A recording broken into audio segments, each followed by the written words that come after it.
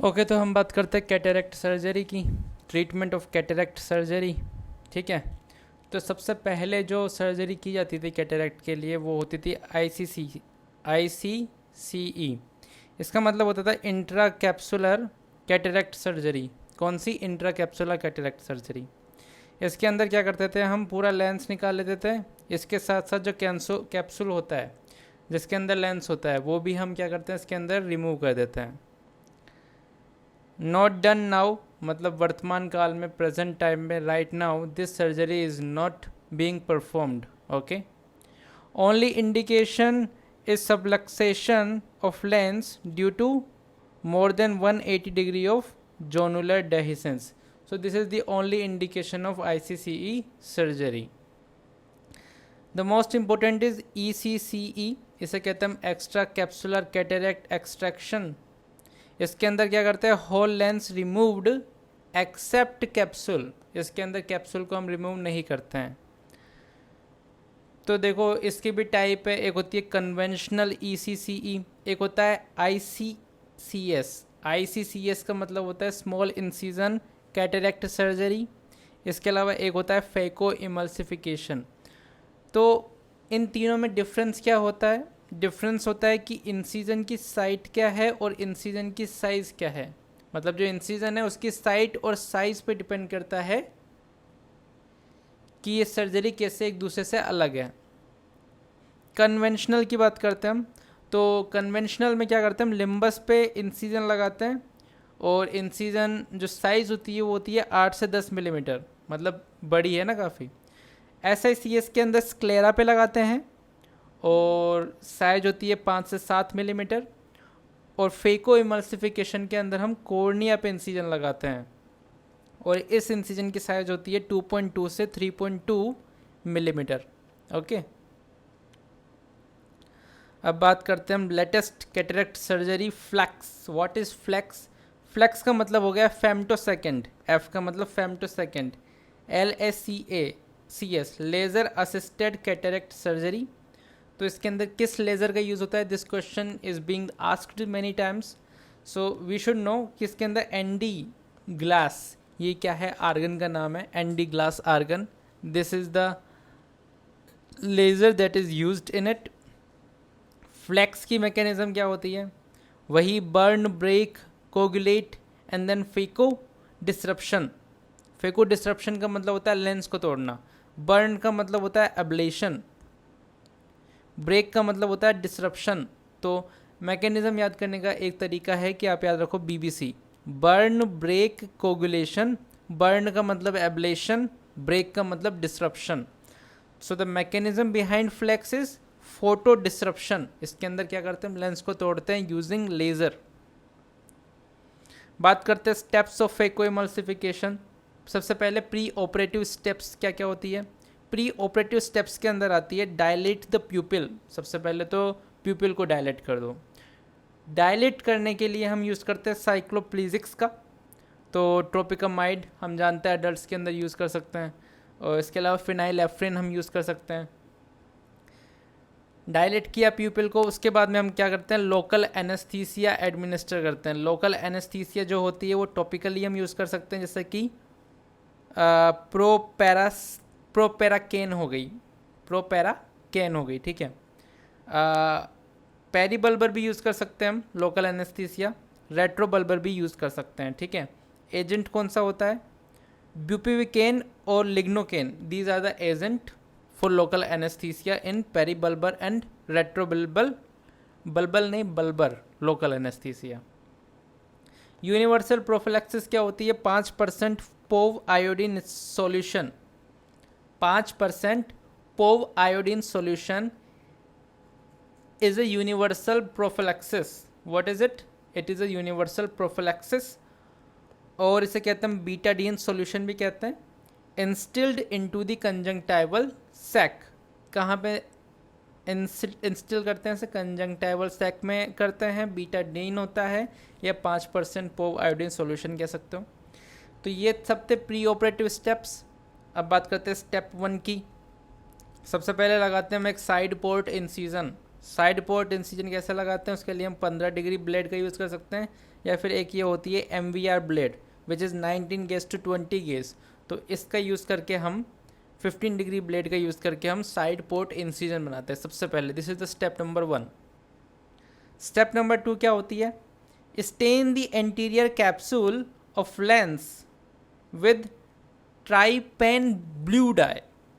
ट्राईपेन blue dye से क्या करते हैं हम, जो एंटीरियर कैप्सूल होता है लेंस का, उसको क्या करते हैं हम, स्टेन करते हैं।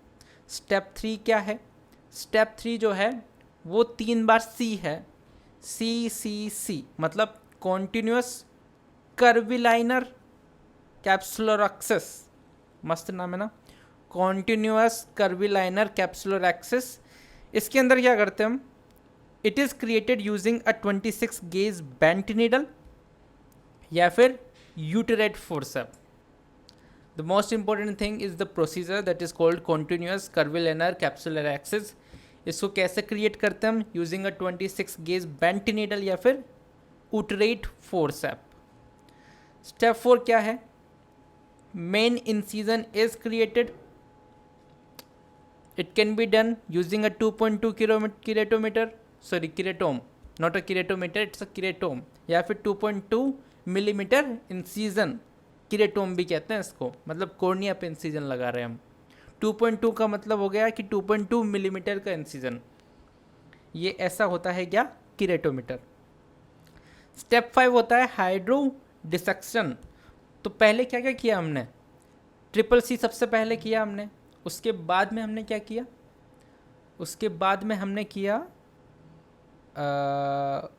उसके बाद में हमने इंसिजन लगा दिया। अब करेंगे हम क्या, hydro dissection, injection of a jet of fluid to separate the cortex from the capsule. जो कैप्सूल है उसके कोर्टेक्स को क्या करते हैं हम, सेपरेट करते हैं।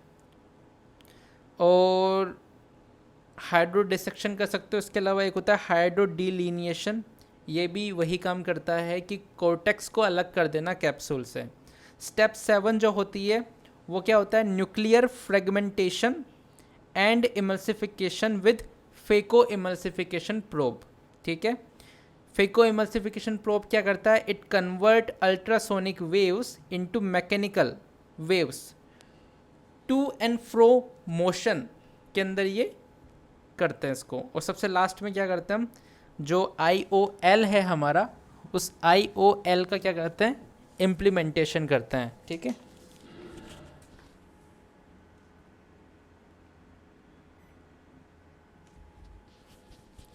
तो अब इसके आगे हम पढ़ते हैं इंट्रा ओकुलर लेंसेज के बारे में। ठीक है, तो IOL को हम क्या है, 3 जगह पर इम्प्लांट कर सकते हैं। एक तो कॉर्निया के अंदर इम्प्लांट कर दो, एक ये बीच में सल्कस होता है यहाँ कर दो, और सबसे बेस्ट साइट कौन सी होती है, जो कैप्सुलर बैग जो हमको खाली मिला है, जहाँ से हमने निकाला है इंट्राओकुलर लेंस पुराना वाला, वहाँ पे डाल दो। ठीक है, तो अगर आप पीछे डाल रहे हो कैप्सुलर बैग के अंदर, तो उसे कहा हमने posterior capsule, sorry posterior chamber intraocular lens. और अगर कॉर्निया में डाल दिया तो उसे कहते हैं हम ACIOL, मतलब एंटीरियर चैम्बर IOL।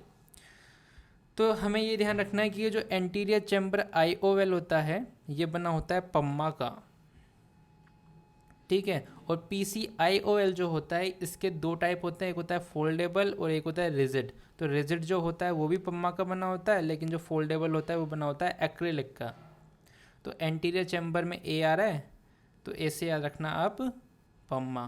पोस्टीरियर के अंदर ये पम्मा भी होता है लेकिन वो रिजिड होती है, और फोल्डेबल जो होता है वो एक्रिलिक होता है। ठीक है, ये देखो ये दोनों इस तरीके से है। एक निमोनिक है सैक। सैक का मतलब क्या कि अगर इस तरीके से एस शेप्ड का अगर आपको इंट्राओकुलर लेंस मिल रहा है तो समझ जाना कि उसे हम कहाँ पे लगाते हैं, एंटीरियर चैम्बर में लगाते हैं, और उसे कहते हैं हम एंटीरियर चैम्बर IOL। और अगर इस शेप में है C शेप में तो उसे कहते हैं हम PCIOL।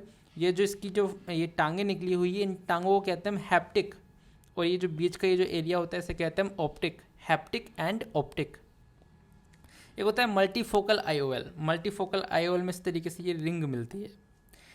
It has power for intermediate and near patient have no dependence on spectacles, अब आपको स्पेक्टिकल्स पहनने की ज़रूरत नहीं है। साइड इफेक्ट क्या है? Haloes in bright light, loss of brightness in scotopic conditions, ठीक है। तो ये क्या है? ये है मल्टीफोकल आईओएल। इसके अलावा एक होता है टोरिक आईओएल, जिसका यूज़ करते हैं हम in case of a pre existing astigmatism, ठीक है। एक होता है स्क्वायर एज्ड आईओएल, जिसका यूज़ करते हैं हम, it decreases chance for posterior capsular opacification which is an complication of cataract surgery, ठीक है। तो पोस्टीरियर कैप्सुलर ओपेसिफिकेशन के साथ एसोसिएशन है हमारा स्क्वायर एज आईओएल का। तो ये सब पढ़ने के बाद में हम बात करते हैं कॉम्प्लिकेशंस की, इंट्राओक्यूलर लेंस की। कॉम्प्लिकेशन से पहले कैलकुलेशन की बात करते हैं। तो इसे हम बायोमेट्री भी कहते हैं, आईओएल की पावर कैलकुलेट करना, इसे बायोमेट्री भी कहते हैं। स्टेप 1 होता है इसके अंदर कॉर्नियल कर्वेचर को मेज़र करना। कॉर्नियल कर्वेचर को कैसे यूज़ करते हैं? मेज़र करते हैं किरेटोमेट्री का यूज़ करके। इसके बाद में हम क्या करते हैं, जो आई बॉल है उसकी एक्सियल लेंथ का पता लगाते हैं। ए से एक्सियल लेंथ और ए से याद रखो ए स्कैन अल्ट्रासोनोग्राफी, इसके अंदर हम यूज़ करते हैं एक्सियल लेंथ पता लगाने के लिए आई बॉल की। और जो स्टेप 3 होती है उसके अंदर हम यूज़ करते हैं फॉर्मूलाज। तो एक सबसे मोस्ट कॉमनली यूज्ड फॉर्मूला होता है SRK, Shahrukh Khan, SRK-T formula, ठीक है। इसके अलावा SRK इज़ ऑन हॉलीडे, तो हॉलीडे हो गया, ठीक है। इसके अलावा एक हॉफर होता है फॉर्मूला, हॉफर फॉर्मूला भी होता है, और एक हेगिस फॉर्मूला भी होता है। तो इतना याद नहीं रखना है, सिर्फ इतना याद रखो SRK-T फॉर्मूला, ठीक है। तो कैलकुलेशन कैसे करते हैं? कैलकुलेशन करना बायोमेट्री कहलाता है। इसके लिए स्टेप 1 होता है कॉर्नियल कर्वेचर का पता करना, जिसका यूज़ करते हैं, जिसे कहते हैं केरेटोमेट्री। इसके बाद में हम एक्सियल लेंथ का पता करते हैं यूजिंग ए स्कैन अल्ट्रासोनोग्राफी, और लास्ट में हम SRK का फॉर्मूला यूज़ करते हैं। SRK is on holiday. Holiday कब यूज़ करते हैं? जब axial length is more than 24.5 millimetre. Complication क्या क्या होती है कैटरेक्ट सर्जरी की? तो सबसे पहले बात करते हैं इंट्रा ऑपरेटिव कैटरेक्ट सर्जरी। इसके अंदर आता है पोस्टीरियर कैप्सुलर रप्चर, इसके अंदर आता है UGH सिंड्रोम। UGH का मतलब यूवियाइटिस ग्लोकोमा हाइफीमा। हाइफीमा क्या होता है? Hyphaema is the collection of blood in anterior chamber. एक होता है vitreous loss, what is this? तो this is most serious. Expulsive choroidal haemorrhage, ये भी देखने को मिलता है। ये सब क्या है? इंट्रा ऑपरेटिव कॉम्प्लिकेशंस है। It occurs due to sudden IOP changes. Source क्या होता है? कोरोइडल आर्टरी होती है। इसके अलावा डेस्मेट मेम्ब्रेन का रप्चर या डिटैचमेंट, ये सब भी देखने को मिलता है। ये सब इंट्रा ऑपरेटिव है। अब हम बात करते हैं अक्यूट पोस्ट ऑपरेटिव कॉम्प्लिकेशन की। अकर्स विद इन 3 वीक, तो उसके अंदर सबसे इंपॉर्टेंट है acute post operative endophthalmitis. इसके अंदर क्या होता है? Suppurative inflammation of all layers of the eye ball except sclera. Sclera को छोड़ के जितनी भी आई बॉल की लेयर होती है उन सब का क्या होता है? इन्फ्लामेशन होता है। सेपरेटिव का मतलब इन्फेक्टिव। अब ये अक्यूट पोस्ट ऑपरेटिव ईओ हो सकती है एंड ऑप्थेल्माइटिस, और एक हो सकती है late onset post op endophthalmitis. What is the difference between them? ये होता है within 7 days after surgery, ये होता है 6 weeks to 6 months after surgery. तो इसके लिए रिस्पॉन्सिबल बैक्टीरिया होता है स्टेफ एपिडर्मिडाइटिस एंड कोन्स, और इसके लिए रिस्पॉन्सिबल होता है propionibacterium acne. Clinical feature और ऑकुलर एग्जामिनेशन की बात करते हैं। क्लिनिकल फीचर में मिलता है severe pain, redness, loss of vision. Ocular examination में मिलता है हाइपरीमिया एंड हाइपोपियोन। ट्रीटमेंट क्या है? Maybe patient is already blind, maybe patient have vision. अगर ऑलरेडी ब्लाइंड है, there is no perception of light, तो इस condition में करते हैं ईविसरेशन। ईविसरेशन का मतलब होता है removal of all structures of eye ball except sclera. Vision अगर प्रेजेंट है तो हम यूज़ करते हैं एंटीबायोटिक्स, और एंटीरियर चैम्बर के लिए हम क्या यूज़ करते हैं? टॉपिकल यूज़ करते हैं, और पोस्टीरियर सेगमेंट के अंदर डालना हो तो इंट्राविट्रल हम यूज़ करते हैं, वेनकोमाइसिन या फिर सेफजिडिन, इनका इस सब का यूज़ करते हैं, ठीक है। इसके अलावा पार्स प्लेना विट्रेक्टोमी का भी यूज़ कर सकते हैं। इसके अलावा सिस्टमिक एंटीबायोटिक की यहाँ पे कोई ज़रूरत नहीं होती है endophthalmitis. This is a thing that you need to remember कि सिस्टमिक एंटीबायोटिक्स का कोई यूज़ यहाँ पे नहीं होता है। ये तो क्या थी, अक्यूट थी, है ना, एंडोप्थेल्माइटिस हो गई अर्ली कॉम्प्लिकेशन के अंदर। एक इसके अलावा और क्या क्या होता है, यूवीआइटिस होता है, ट्रास हो सकता है, टॉक्सिक एंटीरियर शॉक सिंड्रोम, इसके अलावा shallow anterior chamber. So these all are early complications. अब हम बात करते हैं लेट पोस्ट ऑपरेटिव कॉम्प्लिकेशन, जो कि आफ्टर 1 मंथ या फिर आफ्टर अ ईयर जो अपने आप को प्रेजेंट करती है। Most common is after cataract which is a misnomer. Secondary cataract भी कहते हैं इसे, पीसीओ भी कहते हैं इसको। This is the most common late post operative complication of cataract surgery and this is called posterior capsular opacification. It usually occurs 6 to 10 weeks after surgery. It causes gradual painless loss of vision. ठीक है, treatment क्या करते हैं इसके अंदर, NDYAG laser posterior कैप्सुलोटोमी use करते हैं। Andy laser posterior कैप्सुलोटोमी का हम यूज़ करते हैं। There are 2 types of PCO, एक होता है एल्स और एक होता है सोमरिंग। तो हमको फोटो याद है, सोमरिंग जो रिंग होती है वो इस तरीके की होती है, ठीक है, और जो एल्शिंग पर्ल होते हैं वो इस तरीके के होते हैं। Elschnig pearl are the most common, कम से कम 90% ऑफ केसेस के अंदर हमको यही देखने को मिलता है। एक होता है Irwin glass syndrome. What is this? Irwin glass syndrome के अंदर क्या क्या मिलता है, सिस्टोइड मैक्युलर एडिमा मिलता है, बुलस केरेटोपैथी मिलती है, इसके अलावा विट्रियस टच देखने को मिलता है। So these all are the things that you need to remember, cystoid macular oedema, bullous keratopathy and vitreous touch. Cystoid macular oedema, bullous keratopathy and vitreous touch. So these all are seen in Irwin Glass syndrome. Displacement हो जाता है IOL का, ये भी एक post operative complication है।